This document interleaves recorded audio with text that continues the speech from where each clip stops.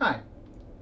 The purpose of this video is as an overview for the video series on building a PC. And in this particular case, the PC is a higher-end PC designed to work on 4K video and high-resolution images. The components were chosen and selected to be high performance but not outrageously expensive. And the idea was to choose parts that had, pretty high performance and also had some overclocking capabilities, but also with the idea that the PC must be reliable and reasonably quiet.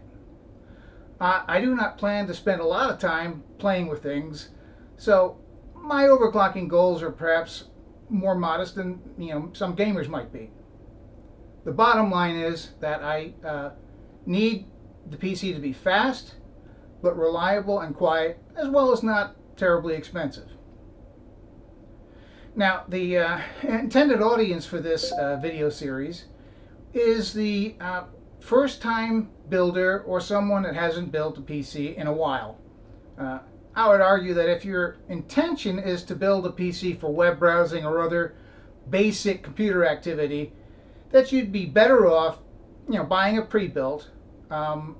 But if you have more specific needs and those needs require a more powerful PC, then building may be the way to go.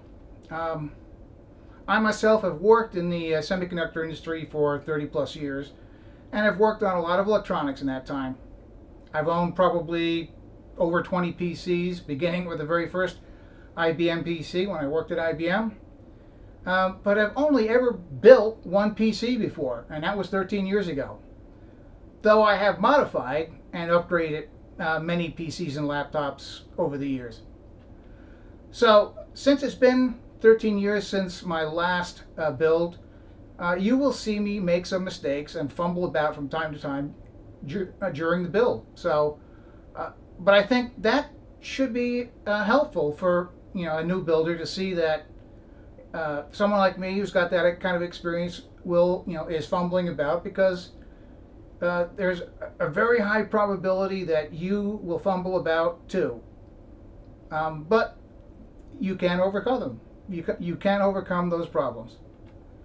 So the goals of this video series is to be more in-depth and complete than most of the other build videos out there. And as such, there is more time spent doing things. Other videos will say, that they're installing a GPU, then they cut away, and when they come back they say, okay, GPU's in, and move on. In my videos, if it takes me 10 minutes to install a GPU, that's how long the video is, as I want you to, the viewer, to see the whole process, warts and all. In addition, this video series does not end with the PC is built, but continues with guidance on powering up, BIOS setup, OS installation and updating, program installation, and system optimization. Additionally, once the PC is up and running, I walk you through some of the problems I've encountered and solutions to them, as it's an absolute certainty you will have problems with your build. You buy a new PC, you're going to have problems with it. If you build a new PC, you're going to have at least as many problems. And now that's problems after the actual build itself. You'll have problems doing the build, but you'll also have some problems after it's built. Finally, many of you are likely at some point to modify or upgrade your PC. So I'll post other videos covering the updates and upgrades to your PC. The series itself, the sequence of the series itself is, you're looking at the first video, the overview, and then after that there's a video on component selection and case preparation. Then the next video, which is the first of the actual sort of build videos, is the PC component install 1. And then that video, I install the Corsair H100i CPU cooler, the top fan is 200 millimeters, power supply, optical drive, ATEC flash reader, and both of the 6 terabyte hard drives. The next video is PC component install 2, and in that we install the motherboard I/O panel, a little trim piece that tells you what the ports are, cables are. Then I install the CPU into the motherboard, put the RAM into the motherboard, and then the M.2 PCIe SSD into the motherboard, and finally install the motherboard into the case.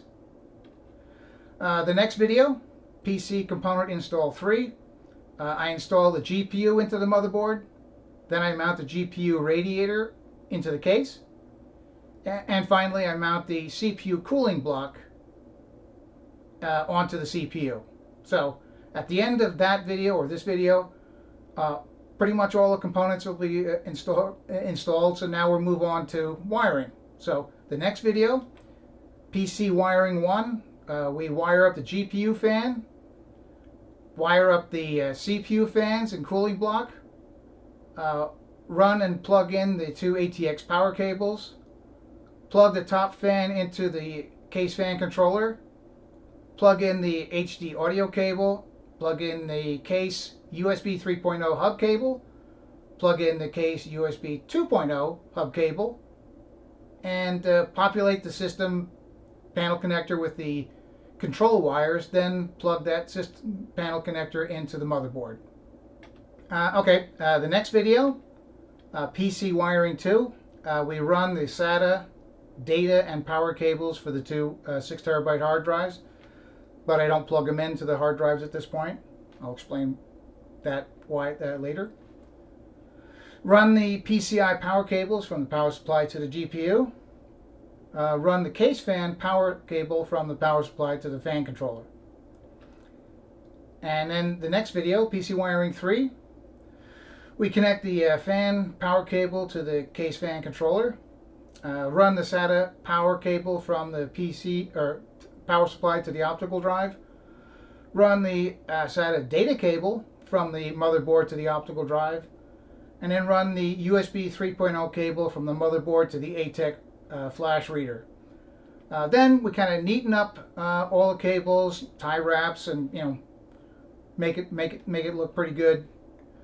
Put the covers on, and basically the PC is built at that point, and we can move on to powering up and system setup. So the next video is PC setup and optimization, and in that we do powering up, BIOS we set to UEFI if it's not already set there.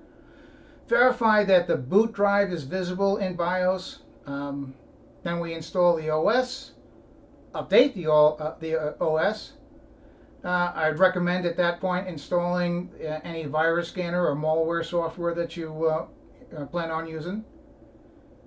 Install any BIOS or driver updates. Install your application programs. At this point, since the OS has been installed, and I don't have any confusion about that, I plug in the 2 6 terabyte hard drives, and then I copy the image and video data to them, defragging and optimizing both the hard drive and the boot SSD. Bear in mind that the SSD doesn't get defragged in the same way that a hard drive does, but Windows 10 File Explorer optimization does sort of clean up the SSDs as well, so don't be afraid to do that. Then we do overclocking the CPU, GPU, and RAM. Next step, next video, is the video on the issues that I've had with the PC after building it. So any of the problems I've had with USB or anything else after the PC was built. So there's a video on the problems that I've had and the solutions to them. I also do another video on a PC upgrade, and in my case I went from a 24-inch 4K monitor to a 32-inch 4K monitor, BenQ PV 3200 PT. So there's a video on that. And then finally, over the course of a year or 2 or 3 years or whatever it is that you own the PC, there's a good chance that you'll do some modifications to it. So I have a modification plan that I've been planning for a while, and mostly on a cooling system. So I'll be modifying my PC cooling system and adding some fans and a G-lid fan controller. So I'll have a video on that. It's not ready yet, but I'm working on it. So again, that's the series, and after this video, the very next one to do is on the component selection and case preparation, and then just follow through the video series as you see fit. Okay, thank you for watching, and I hope you stick around to watch the rest of the series. Thank you.